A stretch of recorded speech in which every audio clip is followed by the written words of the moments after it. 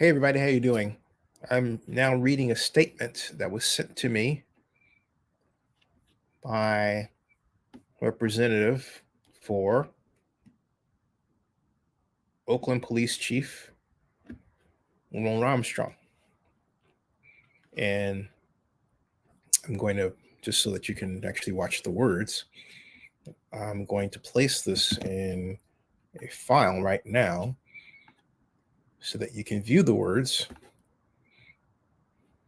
which are also in the description to this post, but some people would like to read them as they would appear on the screen.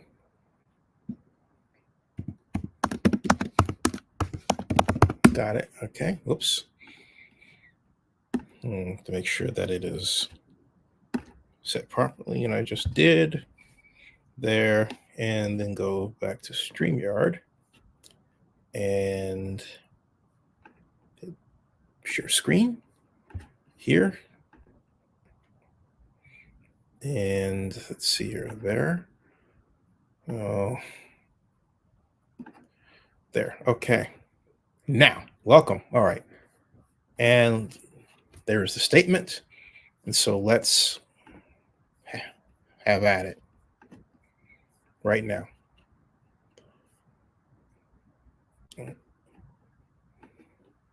Statement of Oakland Police Chief LeRonne Armstrong. I deserve to be reinstated as Chief of Police immediately by the City of Oakland. It is a matter of justice, due process, and fairness.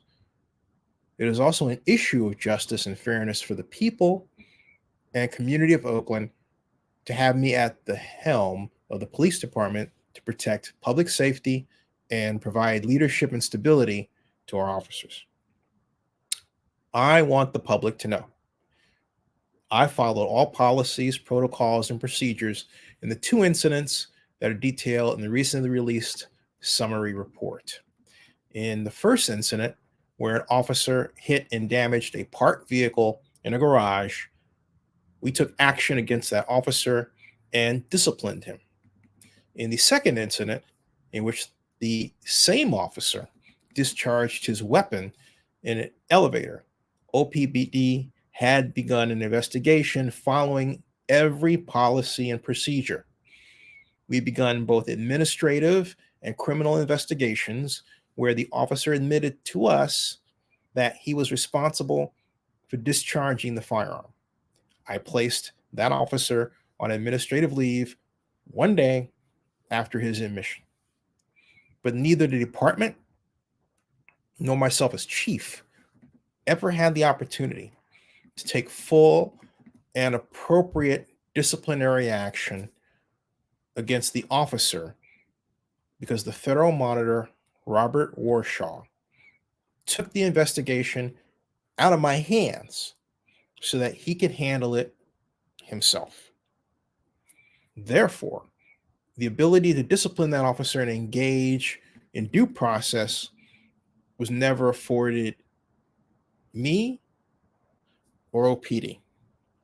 I believe that I am in this position because federal monitor Robert Warshaw acted in his own clear self-interest. He did not act appropriately nor honestly in his role as monitor. Instead, as Oakland neared the end of its monitorship after demonstrating sustained compliance under my leadership as chief, Mr. Warsaw acted in the interest of his own pocketbook by manufacturing a false crisis to justify extending his lucrative monitoring contract. I should be reinstated immediately in the interests of justice, due process, and the safety and well-being of Oakland community members and police officers. And that's his statement. Let's fill in some blanks here. Let's go back and fill in some blanks while I have you here. For those of you who don't or are not familiar with this matter. First of all, let me go back and let's go over the first incident. The first incident was Sergeant Michael Chung. Michael Chung was with his girlfriend in San Francisco at an apartment. Whether it was his or hers, I don't know. Or both, I don't know. They got, this is on camera, through the door, leaving their apartment, got into the car, turned on the car. A beat goes by. Officer Chung comes out, arguably speeds out of the garage, and in so doing, hits a parked car so hard that the bunker comes flying off. Rather than report this in full, they didn't. They left and then sort of figured out what to do, thus creating a situation of a hit and run. In the second incident, 8 months later, the same officer, Sergeant Chung, was in a freight elevator at Oakland Police Headquarters on a Saturday night, and for reasons best known to Officer Chung, decided he was going to do a little draw target practice. You know, like on the Westerns where you say draw, except that there's nobody to draw to. And again, for reasons best known to the officer, he decided to, well, do that. He accidentally shot off his revolver, and the bullet went through the elevator, and it could have hit someone fatally. It didn't, fortunately. Chung tried to cover it up. Others noticed there was this bullet hole in the freight elevator and wondered how it got there. So after the talk got to a rather rancorous point, Chung decided, hey, you know what? I better confess. So he does. Those are the stories, okay? Now, you would think of all the stories, why with that one, of all the problems, why would that one capture so much interest by the Department of Internal Affairs? And why wasn't the Bureau of Risk Management involved in it?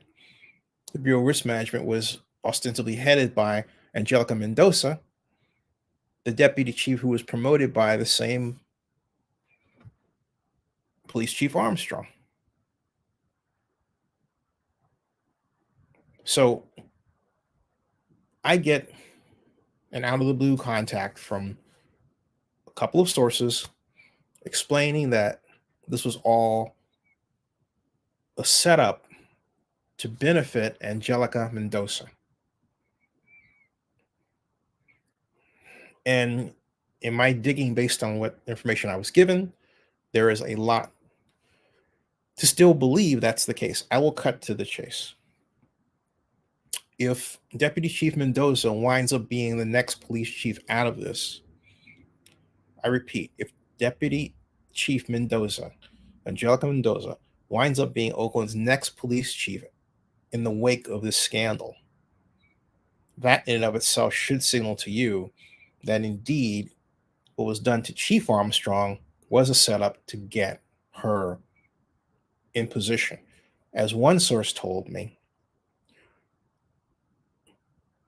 Oakland Mayor Thao, in this person's view, has to make up a reason to get LeRonne out because he's black. You can't just, in this person's view, fire him, even though Thao is strong mayor.